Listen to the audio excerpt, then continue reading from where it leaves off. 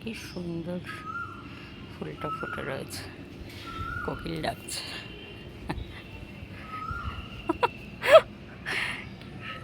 সকালবেলায়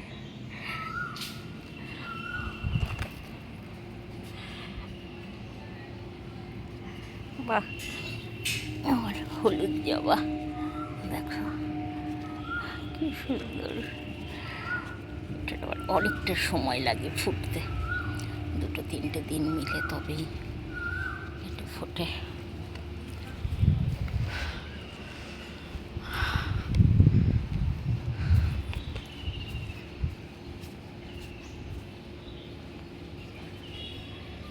নয়নতারা জবা ফুটেছে বেশ। গাছটা একটু বেঁকেই গেছে ফুলের ভারে, অনেক ফুল ফুটেছে।